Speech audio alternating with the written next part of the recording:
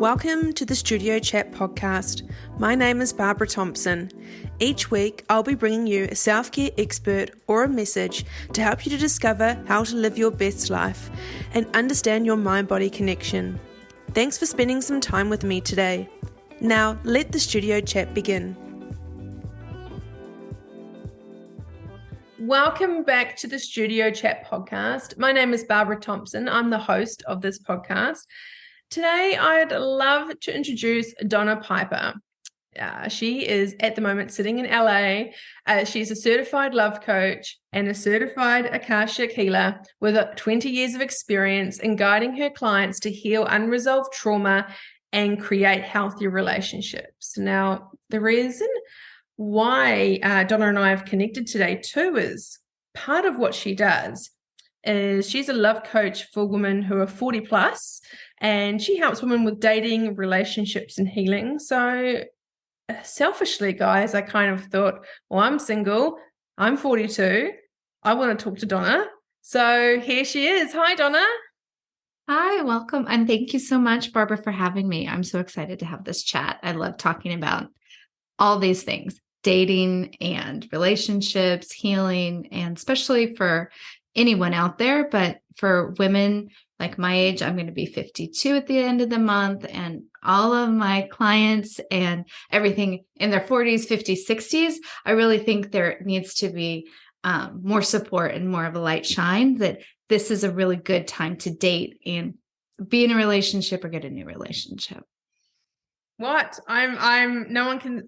We can see each other. People can't see us, but I'm just going to let everyone know, as you said your age, I literally was like, what on earth? I thought you were my age or younger. So, wow. Thank you. After this podcast, you need to give me all your notes of what you're doing, because whatever it is, wowie. Amazing. Okay. Thank you. That might have to be another podcast, is how to age, not aging. Okay, great. Thank you. Anyway, wow, I love that. So, yeah, we've talked a little bit about what you do, but I'd love to hear it. Like, I've shared with my audience what you do, but I'd love you to share with them, like, who is Donna, and like what you do, but why you do it. So, I currently live in Los Angeles, and I've been married for the last 14 years. We were in a relationship for about 3 years before that. And I started out as being a dance movement. Well, I was a dancer in college, and I found this thing. I really liked psychology, but, I didn't want it to be too stiff. And I found that there was a profession to be a dance movement therapist. So it brought together everything that I love: dance and movement, creativity, then psychology and learning. So I went to Chicago and I got my master's in that. And during my master's, I really learned about trauma, like the physical responses when we just show up in a room, and how we react to how our body does all these things we don't even know. And then from there, like why certain events get stuck in our systems, and all of that, to kind of how to work it out. And I can use a lot of fancy words, but basically you just want to release those things. And then working with individuals that were diagnosed with PTSD in my career, it really just reinforced that this is kind of such an important thing, because I think that trauma is just a significant distressing event to the individual. And it doesn't have to be a car crash. You don't have to be in a war. It doesn't have to be a violent act. I mean, those are, but there's, like, in my own personal life and my client's life, there's a lot of things that happened that was significant and distressing to them that they needed to process in a certain way. So, and I'm kind of drawn to like my age group in the 40s, 50s, 60s, 70s, because I really think that, we have so much life experiences and things kind of get stored up along the way. And I was like kind of anomaly, maybe you like to date too, but I loved to date. I mean, I was in lots of like blind dates, and actually being on the date and meeting the person, I was good at that. I wasn't good at trying to get into the relationship, but I liked dating and I was like open for that. But I had a hard time converting into relationship because I had my own traumas and wounds that I needed to figure out. And I was dating the same guy and I wasn't getting what I wanted. And I was getting more insecure and I was getting older. And I was like, oh my God, I have to figure this out. So I did a lot of personal work and spiritual work. And I made a decision when I moved from Chicago to LA that I'm like, okay, I'm going to date a man that's emotionally mature. So, yeah, because I'm not. That's a good point. Oh, yes, you are. In dating, I was like, I was kind of a nightmare. I fully admit, like, if they didn't like me, I really wanted them. If they liked me, I was not there. I was, insecure in the relationship because I didn't want my ex, like, all of my focus about if I looked good or was liked is if someone liked me back. So I didn't have a good inner strength of like, okay, I could take it or leave it. Like I really if I was rejected, I felt like it was like because of how I looked or because I didn't do the right thing or, all the perfectionist stuff and all of this like, well, I need to be better or do better, which is like a nightmare. Yeah. Or like, especially when you said that the guys that didn't want you, no, I will show them. So I hear you and I can resonate with everything that you've said because I'm very similar to you. And it's like torture. I mean, I tortured myself. I don't know if anyone else can relate, but like sitting up and thinking about like how I could have, should have, what, all of this stuff. Yes. And on top of it, I was like, I wasn't even a relationship I really wanted, but I was so kind of triggered in all of that stuff to try to sort it out. So, I moved to LA and my neighbor actually ended up being the man I dated and we got married. And at the time, it was, almost 2 decades ago. And it was such a cliche. He's an actor and he's 10 years younger.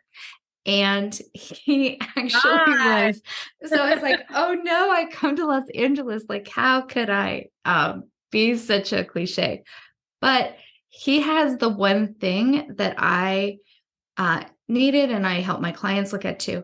I really needed someone to kind of be with me and love me through all the ugly stuff that I didn't love about myself.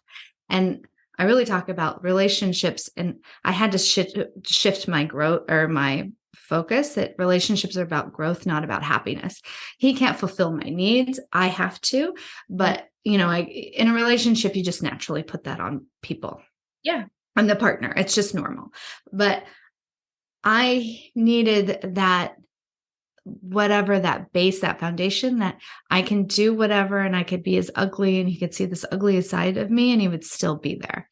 And he had that in spades where I was like, I was a nightmare. I broke up with him too. Like one time he hates a story, but I sent him an FYI email, like, FYI, we're going to break up. Like, it was like so immature and stupid. And I was in my 30s and I was a professional and I, did trauma work. And if I sat down in front of someone, I could help them sort out their stuff, but I couldn't sort out my own stuff.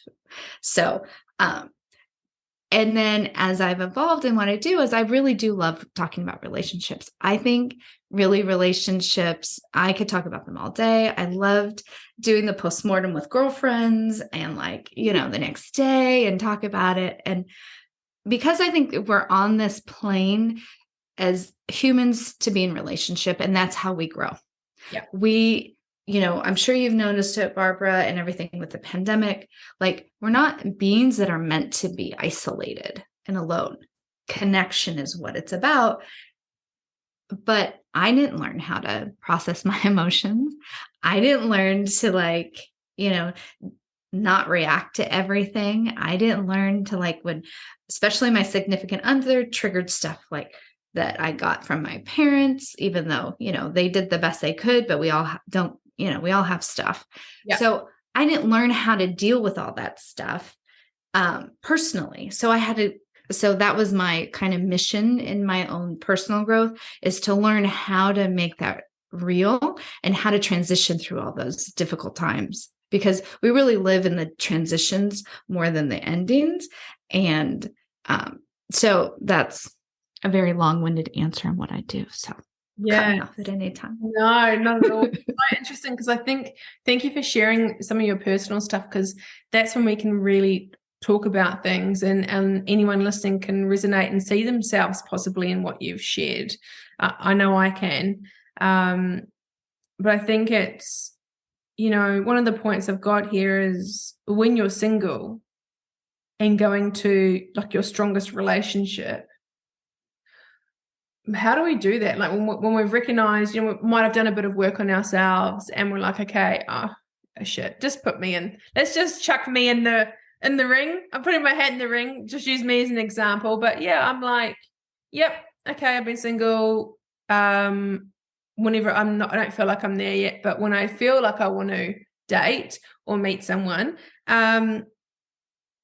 how do I go from being single to having my strongest? Well, for me, actually, let me just answer my own question here for a second. I haven't actually been in love before. And that was such a really big realization I've come to recently, as I sat down and really thought of all the encounters I've had with men in my life and my marriage and everything. Because when we talk about love, it's unconditional. I've been brought up in a house where I had conditional love. I've never been loved with my girlfriends, sure, yes, 100%.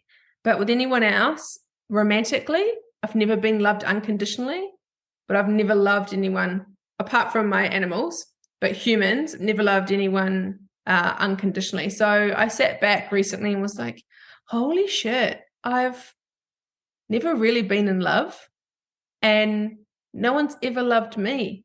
So when I am open to having a relationship, I know what it's going to look like because I know what it's not meant to look like. I'm great at that. But that's interesting. How do we move into a relationship like you have with your husband that's a strong foundational relationship? Well, there's, I could go many ways, but let me just do my own personal story because that's the kind of easier thing. Because I use everything I teach and everything I support people with as a love coach. I've already done, it was a real thing. So what I had to do, because I relate to some degrees. I felt like I was like in love with people before and they didn't love me back. But it wasn't until I was like, I also had to step back and be like, okay, what is this love? What is self-love? What is all that? It could be jargon. And I could say these positive things, but what I do know is that if you don't really believe it, your ego knows that what's going on. So you can't trick your ego. So it's like kind of this false thing, whitewashing. And I'm super optimistic, but I'm also a realist. So I had to get really real. Like, why is it that I don't feel that I can be loved by someone? That was my main thing. Like, why don't I think that I can be loved? Like, why doesn't it last? Yeah. And what I had to do is look in all the painful parts of really my parents. It comes down to your parents. They love you. They do the best they can, but you get these impressions of children for whatever reason. So my trauma was that my dad didn't love me and didn't care enough about me. Mm-hmm. So I dated everyone that was like my dad, like charismatic, and everyone loved him, but he wasn't there for me. And I kept on getting in these relationships. And I knew that if I went forward with them, I would be miserable. So I opted out. But so for the relationship that I was in, I really had to dig deep and be like, what would it feel like if someone actually loved me? And that's scary because I was afraid that they wouldn't love me back because they would see all my ugly parts. So I had to do a lot of internal work of my own self-acceptance of myself. Because if I couldn't accept my own shit, sorry, I know I could say anything, but if I couldn't accept my own shit, how can I expect someone to love me? And that's what I was looking for. I was looking like, if I'm pointing at you, like my husband or any man, like, this is how I'm going to get through it. if he loves me back, then I know my stuff is okay. Then I know I'm okay. And I had to flip that. And I had to be like, okay, I don't like this in myself.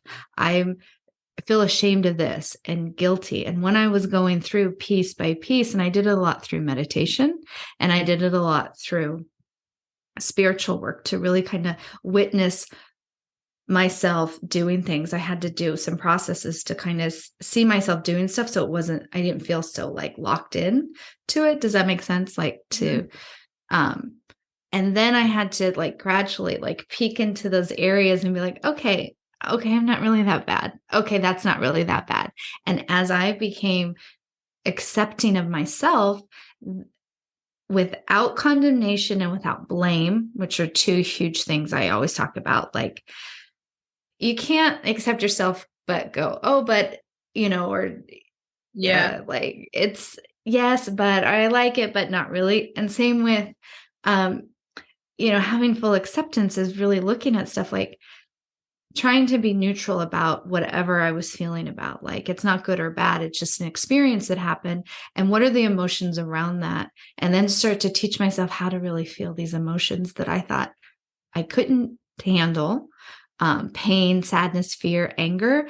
And once I was able to kind of figure out a system like, okay, I can bring it in my body and feel it and just feel it fully. And it only really takes 10 minutes less. An emotion really only lasts for 3 to 5 minutes if we really let ourselves feel it. So I had to work with those practices and really just be open to the idea that I'm not to blame for anything. And it's not about that. And acceptance isn't resignation. I was also like, oh, but if I accept it, then I resign to that. It's okay.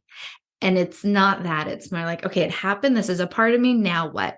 So I had to shift all this stuff so I could be open enough to even receive love. Because at the time I wasn't even, it was like you said contractual love at some point, I think maybe right now or before, but contractual love.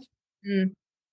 And that's what I was engaged in. Like, if I do this, then that means you do that. Yeah. And then that means then you love me. And if you don't do that, then you don't love me. And that, interestingly, was like the first year of marriage totally sucked. I mean, I know people say, oh, your honeymoon. For me, the first year of marriage was like, we both were like, what the F did we do? We're out of here. Like, this is the like wrong move. Because we both were like, oh no, we're legally like this is bound. How do we work out all of this stuff that we're doing? And I would do things like if I asked him to, and this is really stupid, but it happens many times. I'm calling myself out. If he likes to put the dishes on top and I like them in the sink or in the dishwasher. So I had told him many times, this is how I like it. And if he didn't do it, I would literally go into this long, like downward spiral of like that ended up with, because he didn't do that, that meant he didn't love me. He didn't respect me. He didn't hear me. He didn't see me. And those are the things I work on too, because we're human. We all want to be loved, seen, and heard. Right. Yeah. At the basis. So I had to then be like, okay, Donna, he has his own world. So remember that you're projecting all your stuff on him because that's what we do. That's natural. Pull that back. That's how he likes to do it. That doesn't actually mean that he doesn't love you. And it took me a while and experience to keep on checking myself and be like, okay, no, like, okay, let's come back into reality. Let's reframe this. Pretend you were talking to pretend you were talking to yourself, or a professional is talking to you and seeing the scene. There would be like, oh my God, like Barbara, if you were with me, you'd be like, what the wrong with you? Like, it's just a dish. It has nothing to do with it. Nothing to do with how much he loves or doesn't love you. But at that time, that's when you've been programmed, and your subconscious is, as a kid, if you don't do this, then you won't be loved. It's when someone hasn't been through this, they may be listening to this going, huh, okay. But I've walked through it as well. And it's just so embedded deeply into you that, because again, the flip side is you wouldn't do that. So if he came to you and said, hey, babe, can you do this or whatever? You'd be like, yeah. So you wouldn't not do it. So how come you've asked him and he doesn't do it? So that's where you're kind of like, well, he's not listening to me, and then he doesn't love me. And then also we can attach it to other things that he may have not done that day. And that's where the spiral goes. But it's very real, because for you, that's how your body and your brain and your heart has been shown love as a child. Exactly. And those are the different defenses that I have put in my place, that like, okay, this is a red flag in my system and in my emotions with my ego, to be like, okay, this is done. I don't feel safe.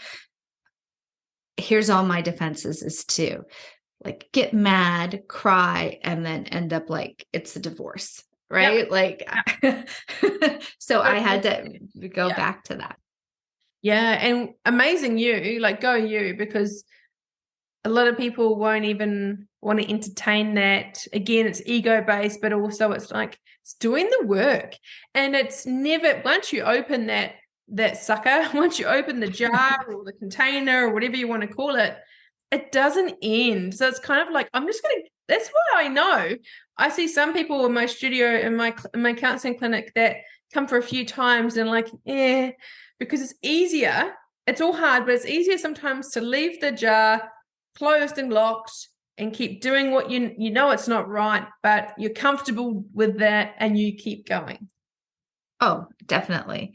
And there's definitely times through the process of healing and stuff, and it really is a journey. And there is resistance, like it's going to happen. Like, that's what I talk, like, like some of the client, when they kind of look at me crazy, when they're like, when I say, okay, I'm going to make you mad, and you're going to be all happy one time. And then I'm going to say something, and then you're going to start to shut down.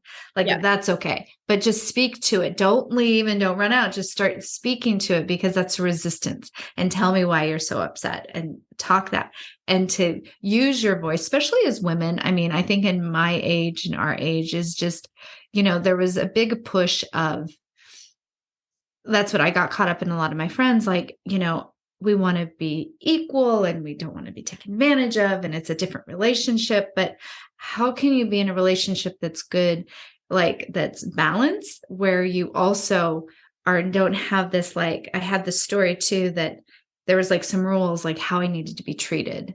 And that played into like how I judged my dates or whatever, and if they were, viable. So I kind of had to undo. There's a lot of undoing of stuff.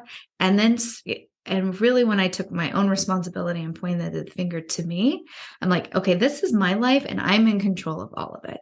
Even if I pretend someone else is to blame, or my husband, it's his fault, maybe it is. But ultimately, every decision, every interaction is up to me. And in the beginning, I was like, oh shit, then again, I'm to blame, because I'm very like hyper perfectionist, like, oh, but I'm like, no, it's really, I am responsible, so I can respond to whatever. And I could start creating some new behaviors in me. And those new behaviors will be reflected in my relationship. But you have to want to have something different, just a little bit.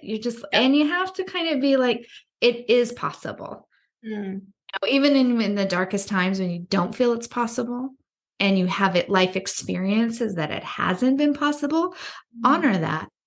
But also, there might be a little kind of crack there that maybe it is, and go into the crack, go into that place, not into where Yeah. It's quite interesting too, because I think no matter what age people are, and this is something, I don't know about you, but this is something I ignored for a very, very long time, is in any form of relationship or in my marriage, I felt uneasy a lot of the time, or I had these gut feelings where I kind of knew things and I dismissed them.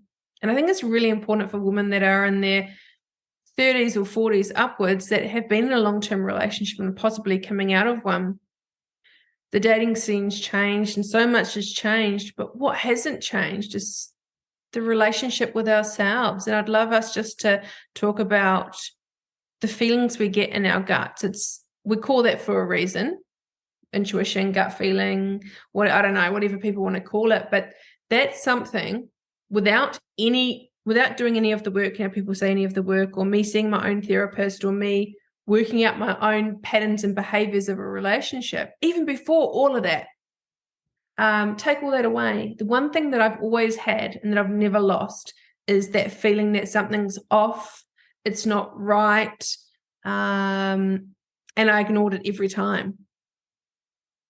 Yeah. And the key is to not ignore that, because it is so important. I mean, I've done the same thing, and I know my friends' clients have like blatant things that it's like, that shows you like you need to leave, and they stay. And how I view that, I was like, okay, then there must be something more, because it's also because relationships are super complicated, because if you're in love and you feel that feeling of love, right, whatever kind of, if it's like a needy love, if it's like a toxic love, if there's something, you're getting something from that relationship until you're ready to go, right? So even if there is all these red flags and you're unhappy, the trick is in the next relationship to maybe, if you have like 10 red flags, maybe leave at 9 and then start to go back. Like, you don't have to go back to like, now I have to know exactly how to be in a relationship. Because if you're in love and your heart's yearning for them too, and that chemical, it's another drive too for the relationship. It's not just your head, it's telling you these things. So to honor that, like, okay, I'm going to need to be in this relationship for as long as I need to be in it, because I need to figure out something. Because I also view that relationships are mirrors for that. And then it's more of an opportunity to like, okay, I have this gut feeling. What am I going to do about it? Like, how do I want to get out of this relationship? What is it? Like, why aren't I leaving? It could be that it's a financial reason. Like, it's easier to stay. It'll be harder to get my own job.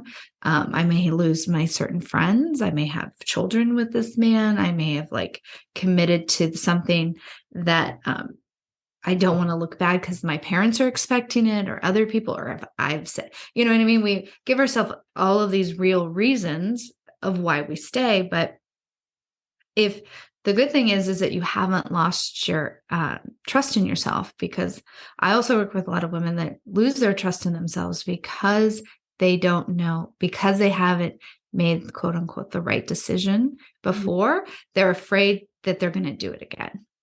And that also is coming back to acceptance. And forgiveness is a big one. And forgiveness, again, is not condoning. It's like a release of like, okay, I did this thing. I'm not a bad person. There's nothing wrong with me, because I really believe that there's nothing wrong with anyone. There's things we can refine, and we want to change, and we can be more in alignment with what we want, but we're not broken people that have this inherent flaw. Like, we have everything we need inside of us. We just need support and people to help bring it out. And that support and that safety, and on a physical level, the more you can feel internally on your own through meditation, breath work, just whatever your deal is to feel safe and secure in your own body, then that gives you more of a foundation to do things, to take action. And also, relationships are there for our growth. That's how I believe in my world. So these relationships that maybe the red flags are, what is that saying to you? Do you need to exercise how to use your voice more? Do you want to say do you want to speak about your needs more? Is it showing that you need something different in a relationship? It could be a million different things, but like, what is the essence of this interaction showing you or wanting to give you? Because I think that all relationships too, especially if you've been in some bad or toxic relationships, or if you've had a lot of trauma. And since I work with trauma, I see also how the capacity for how you live is, and what you give and how you love is big. Even if you feel shut off, like, somehow the beauty in the trauma is that it's not just resilience, but you have such a capacity. It expands your capacity. And sometimes that capacity is filled with pain and suffering. But that doesn't mean on the flip side, then you don't have that same amount of capacity for joy and bliss and for getting what you want. So it's to navigate and heal the pain and dissolve it in a way so you could start to feel all that hugeness and how big your heart really is and how exciting and the zest for life that you have. So I think a lot of people are in relationships for convenience.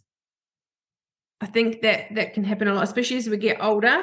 Either it's for fear of being single and being alone. There's a huge fear around that because we're not built to be on our own, but also convenience, as you mentioned before, the money or just the security. Hey, I know this is not great for me. I'm not that happy, but at least I've got someone. So it's kind of just having a conversation around that is just sit with that and just, how do you really feel? Can you do this for the rest of your life? It's one of those things. It's just really interesting when you look at love and relationships. And one thing I find so interesting is I don't like, you said that you like dating. I've never been a fan, don't like it. And the older I get, the more like, I actually am turned off by the idea. I just can't be bothered. I literally don't really have the time, but the fact is I just don't want to put the time to it because I'm doing other things. Has never interested me one bit. I'm an anomaly. I know. I rarely does anyone be like, "Oh my God, I like dating too." I think there's some people that really like it and don't mind it. But now the world is just so different, and the more connected, like you think having these devices and stuff, more connected. I can talk to anyone. Like I'm speaking to someone in LA, for goodness sake, and I'm in Australia. Like technology is so amazing. We can connect with so many people, but we're so disconnected from people. And especially when it comes to love, I think we're more confused now of what's healthy, what's not healthy, what's the right way, what's the wrong way, how do I meet someone?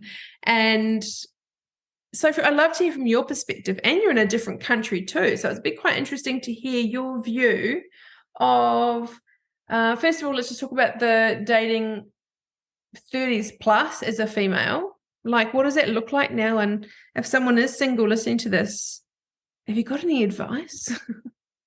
Well, yes. First of all, okay, dating, whether you love it or hate it, or, it's just part of the deal. It's like, I view dating, and I help my clients view dating as for you to figure out what you really want. Because we think, I know I thought about a lot of things. If I get things sorted out first, and then I'll do it. And then it'll be okay. But how you get things sorted out to get comfortable to do the goal or whatever you want is you have to go through the process.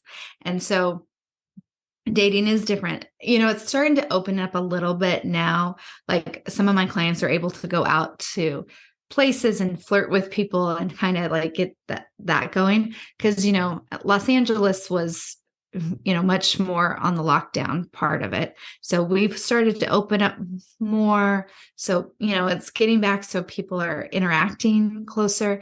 If we would have had this conversation prior to, March of 2020, I probably would have a different, talk. But, let's be real, like the last few years, if someone was closer than 6 feet, you thought maybe that, you were being told, even if you didn't believe it or not, the consciousness of everything you're being told is that this person can possibly kill you. So you're looking at other humans, not only like on a subconscious level, is like, if I interact with them, like that could be potentially dangerous to me. Yeah. So, and then there was masks, and then there was online, and, all of that collective fear. And then it pushed more on stuff to online, and online dating is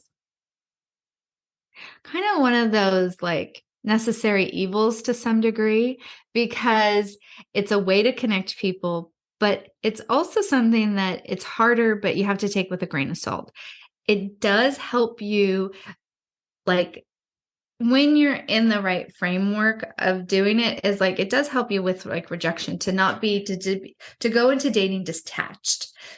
Because there's a thing, like, I know with like, if people don't respond within like 6 hours or 2 hours, then their conversation gets deleted or they get ghosted. And there's just, Or people just don't act nice on there. They're just mean to each other. They're you know what I mean? They use these devices to say my, mean things.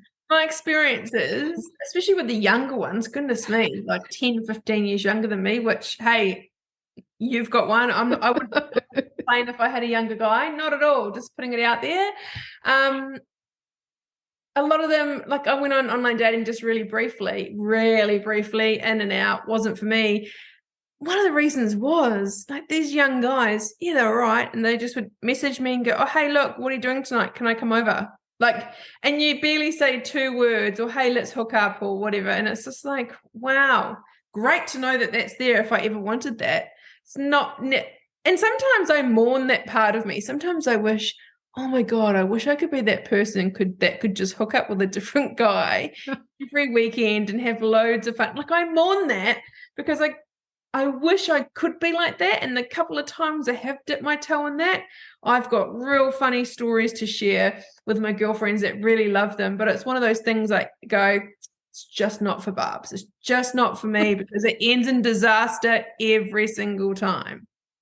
Yes. And that's also good to know too, because this is like information gathering with dating, is that, okay, that's just not going to be you. It doesn't make you feel good, and it might be a good story, but in the end, that's not how you want to date. So what are some other avenues? But the first thing, like I always say with dating, if you really are just not wanting to do it, like, don't do it. Like, do not do it unless you really are more open as a curiosity and experiment for yourself to see all the stuff that comes up. I mean, I remember, even though I like dating, I definitely would, depending on the day, how I'd feel, like, oh my gosh, do I look pretty enough? And I'd had all this, self-esteem stuff, like, oh my God, I'm too fat, like, oh, having all that. So, and then, if the date, just didn't, like, a lot of times, if I knew if we weren't going to go anywhere, we would just talk about their prior relationships, or we just talk about whatever, but there's some dates I remember going on, like, oh my gosh, I hope that we have a second one. And then if I didn't get it, then I would, like, play into my mental, all my negative Nelly, all of that stuff. Yeah. So if I was to go back dating now, I definitely would look at it more like, what do I want? Not about them. I would always look like, I don't want them to reject me. Like, I didn't care if I didn't really like them, or if I didn't, but then if I kind of liked them, I didn't want them to reject me. So now I would go back as like, okay, who am I now? I get clear on 3 things I really want. Like, I want someone I could feel that communicates. I want someone I can laugh with. And I want someone that I could have, like, a deeper conversation with, some depth. And if on that date, if they're not there with that, I would move on. But that's as a prior to all this work, I wouldn't go on, I would go on any blind date, but I wasn't looking at it as, what did I want? I was looking at, like, are they going to like me or not? And it's a whole different thing to go dating and get curious. Like, how do you feel? Like, were you excited about this person? But then it's the date's at 7, but at 6:50, you're like, no, I can't, I'm running away. I don't even want to show up. Like, forget that. You know what I mean? Like, and you don't know that stuff until you go on these dates, or you may see some people and you're like, oh, I can't have another stupid, like, chit chat about lame stuff. Right. Yeah. So then it's to kind of and it's more about curious about you. How are you feeling, and what do you want, and how do you want to show up?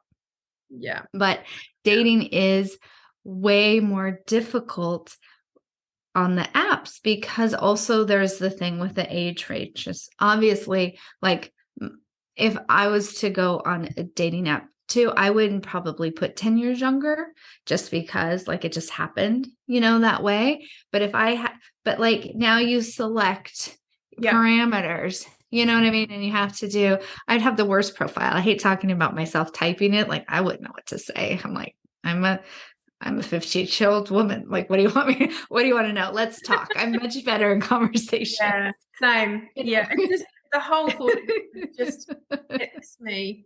I know exactly what I want. I'm so clear. So I just not interested, don't want to do it, and have never wanted to do it. And I have been on a few kind of blind dates in my time, but like I knew straight away. And I sound like a really horrible human right now. Like literally, I sound like this grumpy old lady, but I love talking to people. I love socializing. But now my time is so, like anyone, our time is precious. And I'm very, very particular who I talk to and who I spend my time with now. Because before, I'm such a giving person. And I know a lot of people love to be around me. I'm a lot of fun and that. But they would what's the word I'm trying to say? Because I kind of have this energy where people like to be around me and they kind of drain me to make them feel better. Over the time, I've recognized that. And now I'm just like, the time I spend with people I really love and really care about.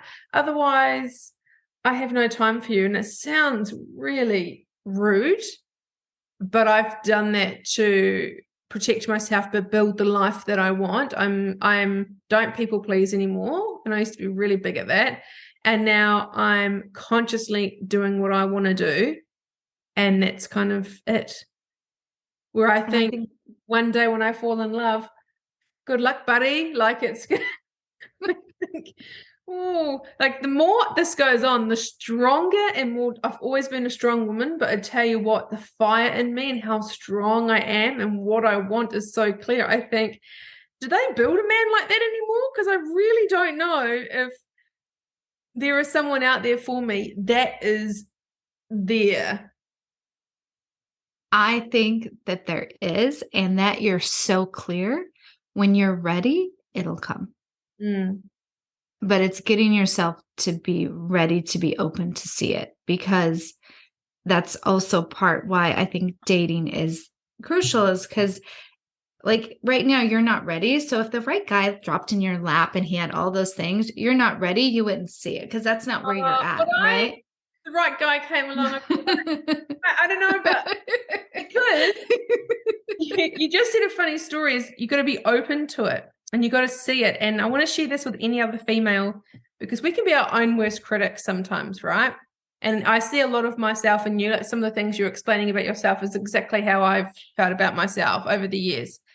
But one thing it's a story. One thing I've always had about me is guys don't think I'm attractive and guys never check me out. Like that's just a thing that, because I never get asked out. And all my girlfriends would go clubbing. They'd all go off home with someone and I'd be left there going, geez, am I really that bad? Like guys would talk to me and be like, hey, mate. And I used to be into racing cars. So we'd have a talk about cars and you're such a cool chick, Barbara. And it would end there. And sometimes I'd be like, why can't someone ask me home? Like, and it happened multiple times over multiple years to the point where I was like, well, guys really don't find me attractive. And only the narcissist would ask me out. And that's why I'd say yes, right? But it came to a point a few years ago when one of my really close girlfriends came over from a visit from New Zealand to Australia. And we had this conversation. She's like, I don't know how we got into it. She's like, are you kidding me? And I'm like, what? And she goes, when we go out, I see guys like do you not see what I see? And I was like, what? And again, in October, she came over and we had this conversation again. And I laughed at her and said, no, like my eyes are open. I'm really looking around now because I'm single and I'm on the borderline of, yes, I want to meet someone and I'm ready. So, I am like looking. I said, but you guys, no, they don't check me out. Like, no way. And she's like, are you kidding me? We went to the shopping center and I kid you not, we were going down the escalators and I was holding a bag. I don't know. I had something in front of me. So I was holding a bag and I just happened to gaze over and he was really, Jesus, he was a good looking guy. And he looked me up and down and I went, and she nudged me and she goes, see, did you see it? I went, yeah, but I think he looked at me as like, looked me up and down and went, oh, that's a shame. She's got a pretty face. And so my best friend scolded me for that. But she was like, see, I just told you about it. And I did see him look at me. But she's like, when I'm with you, that happens. You walk past and guys turn around and look, and I'm like, oh, no, they don't. And it's the same with her. I noticed she's married, but people are allowed to look, and people check her out too, because she's absolutely stunning and such a beautiful person to boot. But as females and as human beings, we look at each other. That's what we do. We connect, we look at each other, and I appreciate a good-looking woman as much as oh man, she's beautiful. It's how we're built, right? But isn't it interesting that we can't see it in ourselves? Yes. And that is one of the things, is like, because you believed that people weren't looking at you, and then you had these experiences where your friends went off, but the guys didn't do that, then it reinforced that. But the truth is like, because we all have blind spots, we can't see what we can't see. Like, I have my own blind spots. We could talk and I could be like, okay, Barbara, this is where we need to go. If we're in a therapy or coaching session, like, go right in. You could probably do the same thing to me. Like, I have you know what I mean? But that's why we have each other. That's why we're a therapist and coaches, because you needed a support that gives you the real talk, like your girlfriend, like, to set us straight. Because just because we tell ourselves stuff doesn't mean that it's true. Like, just because you have told yourself, like, guys don't like you, that's not true. And even when you were proven wrong, you still would be like, no, he saw me, but then he had this other thought to negate that. Like, right. No, like, you're attractive personality, men are attracted to you. And then it's also when you're ready and open and wanting a relationship, and right now you don't, and honor that, because especially as you're building your career, you've gone through some life stuff. And that's the one thing about being older, you really do know what you want and what you're ready to put up with. And then, so when you're ready to kind of open up again to someone and be vulnerable and see that and really get a deeper relationship, which you want, especially since you're so clear, it's going to take a little bit of time to kind of make you feel safe and secure to be open that. But it's good that you have a girlfriend that tells you the truth, because, I'm sure I can get the sense when you're in therapy, you tell people, don't BS. I don't BS people. Like, if people really are not that, like, I wouldn't say, oh no, you're just so, if people aren't sweet, or if they're doing something, I'm not going to say the opposite just to be polite. Like, you have to know what is the reality to kind of orient you. So now you can keep saying, yeah, when I go out, people do see me and they're attracted to me. And if you're uncomfortable with that, you have to keep saying it over and over until you have the space in you that truth, because it's true, it's validated. Other people could see it. Just because you say no doesn't mean that it's not true. You know what I mean? So it's like, now you have to get comfortable with, like, oh, that's a different truth. Oh, I didn't know that was true. Okay, now men are checking me out. Okay, so now when I go out, men are going to check me out, and then I can say yes or no to them. Yeah. I don't have to say already no to them because they're not even going to check me out. I'm in it and be like, okay, he's really hot. He's not. And that helps you then. I tell you what, the last couple of years, I've been checking them out. And it's good because sometimes I'm driving and I'm like, oh, and I pinch myself and go, that's good. I'm actually still alive. I'm still human, because sometimes it's been nearly 5 years. So I have been a bit worried about myself. But lately there's been like, Australia does breed a few good looking men, let me just say. And there's been a few that I've just been driving going, yep, good to know. I'm obviously I'm getting ready, but it's I have such fun with myself, and I want people to have fun with themselves. Just because you're single or you're in a relationship and you've been married for 20 years, I want, like, love should be fun and laughter, and, like, not all the time, but I just take the piss out of myself sometimes. Like, I'm like, good to know. It's still brimming in there somewhere. When I see someone and I'm human and I check them out and I'm like, yep, nothing wrong with that. That's all working. That's good. I mean, sex and having that is an important part of a relationship. I think you want to have that. I mean, I'm also like, whatever relationship serves you and what you're content with, go for that. There is no right or wrong relationship. People also, I used to get caught up too when I was younger, like, people would have opinions about my relationship. And then I would think, oh, maybe I should do what they're saying because they could see something. But you never really know. Like, it's hard enough to know really what's going on with me. And then if I'm in a relationship, really what's going on with each other in that relationship. And it's easy for someone to say, like, oh, I wouldn't date him or I wouldn't stay. But that's not true. I don't believe in all that stuff. It's like you have to figure out what is it benefiting you, because all relationships benefit you somehow. Like maybe it's just comfort, maybe it's rote, maybe you don't want to change, you know what I mean? Maybe it's you're too afraid to change or whatever. But look at your relationship like, okay, how's it benefiting me? And it really is always going back to you. Like, what do you want? How do you want to be? And what do you want to experience? And getting used to saying what you need, saying what you want. And because there's no ultimate relationship out there. They all kind of have their pain in the ass moments, right? It's not. There's no perfect. No, even people who've been together for a long time. It's really interesting. I've got a really solid group of friends and love them so much.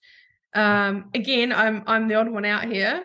All married in really long-term 15, 20-year marriages with kids and stuff, which I would love to have. But I look at them and go, what's their secret? Like I'm surrounded by a lot of people in long-term relationships, and I think that's awesome, bloody awesome.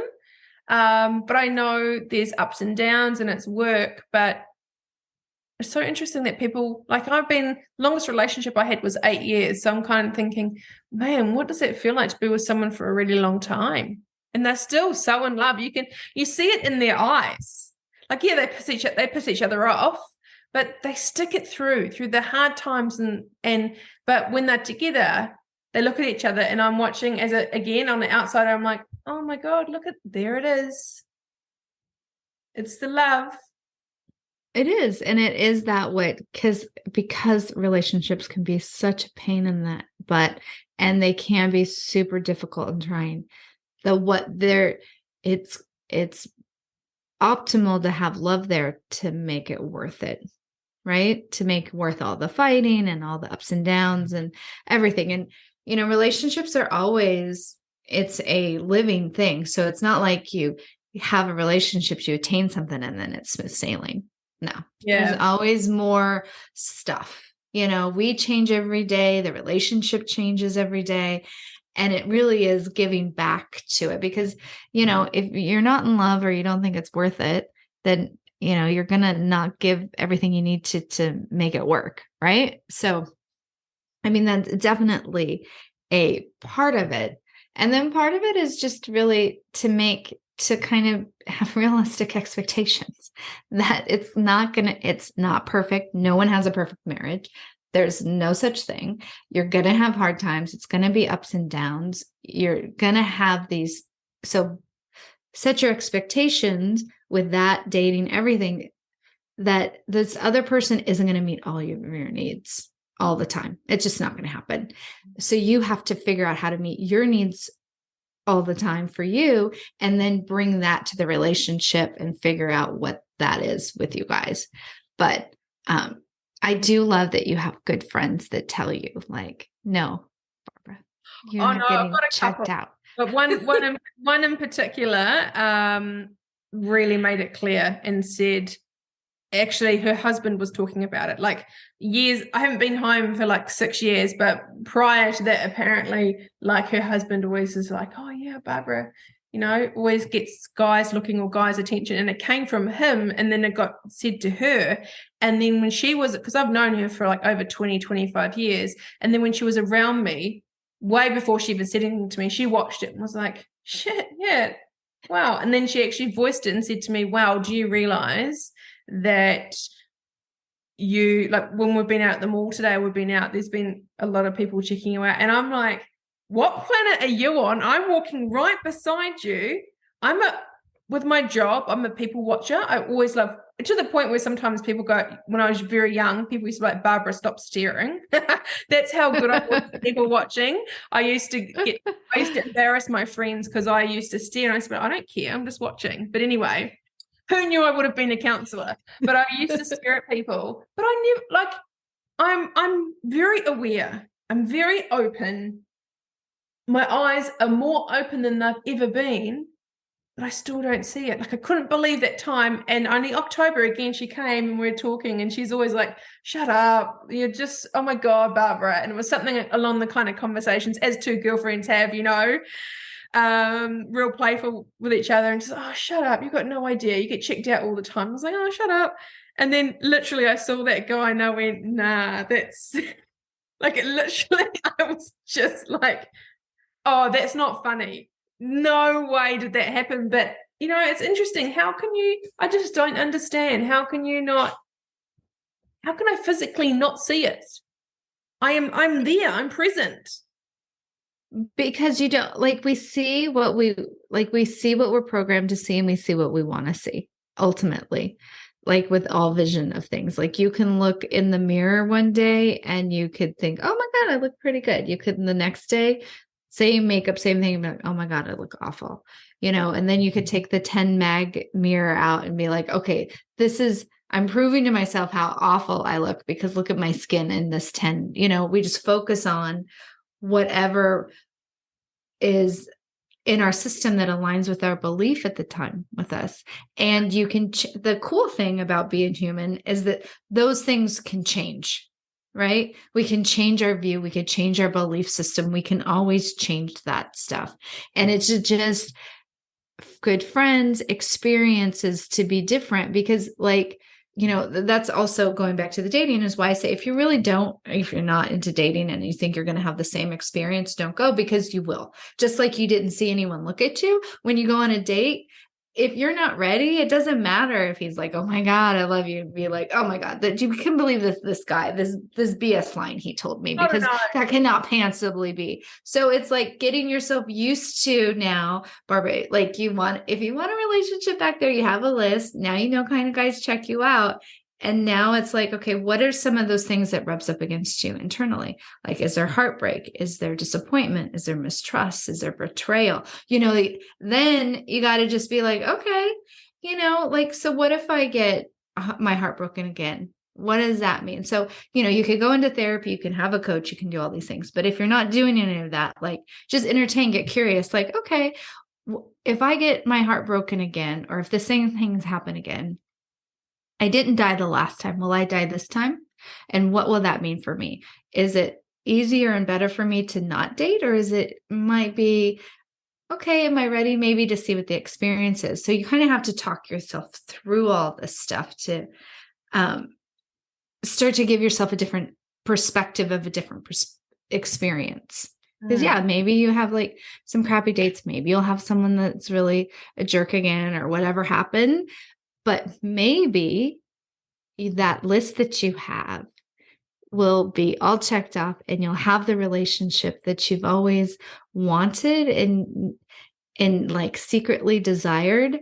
And in this relationship, because you know that it was conditional before, if that's your intention that, okay, this time it's going to not be conditional, we're going to work this out because you're in a different place, then that can also happen. So you just have to be like baby step your way into it or squeak your way. And like, maybe it's a possibility. It doesn't have to be the ultimate thing that's going to happen, but just maybe it's a possibility.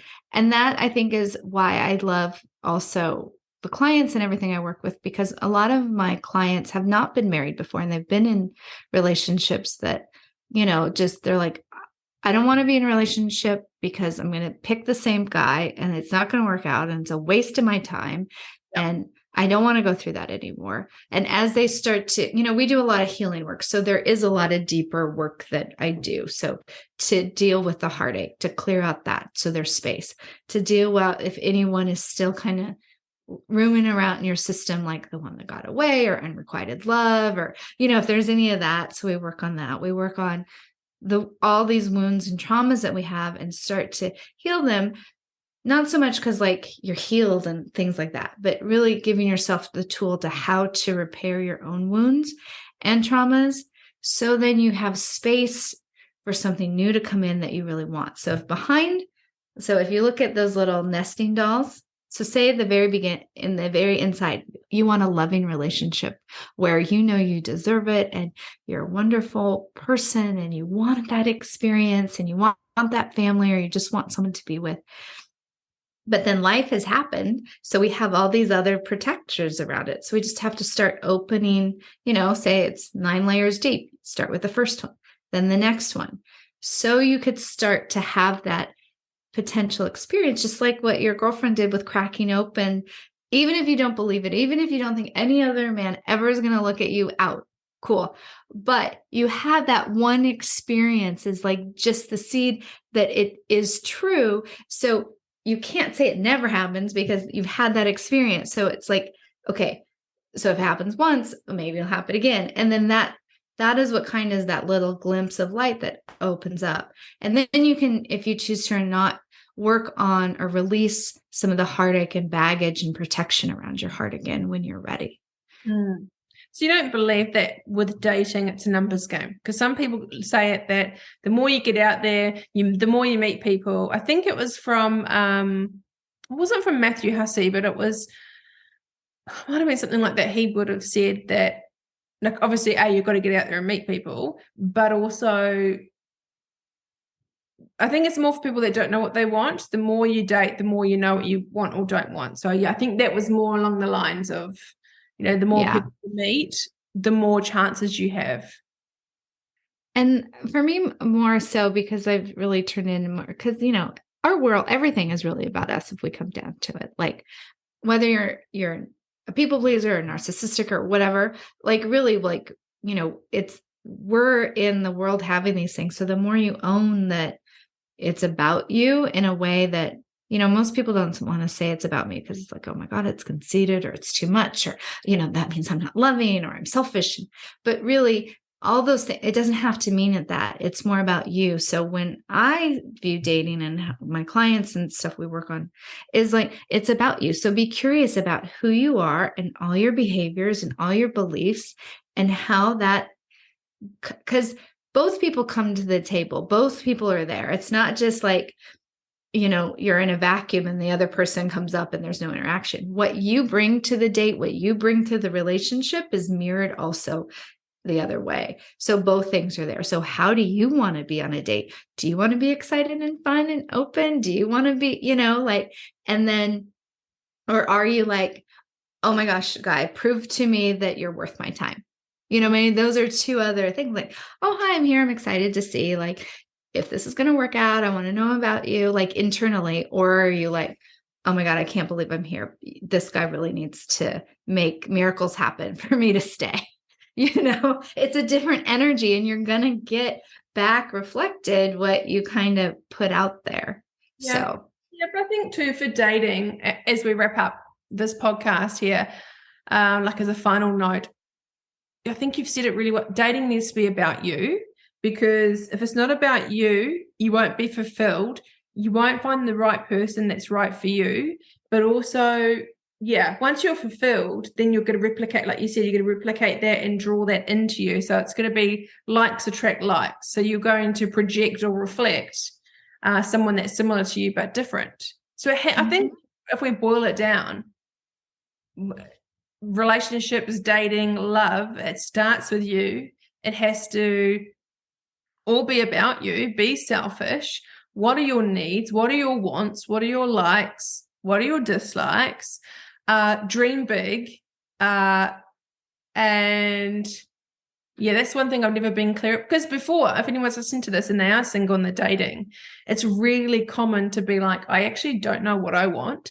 And when you start writing down what you want, you censor yourself because you're like, oh, that's so materialistic, or that's never going to happen. So I think if you put, like you said, it's all about you, whatever you want, and that's going to reflect, I guess, here I am, I'm single, so I can't really, but am I kind of on the right page? The more you make it about you, the more that you're going to have a happy, healthy relationship.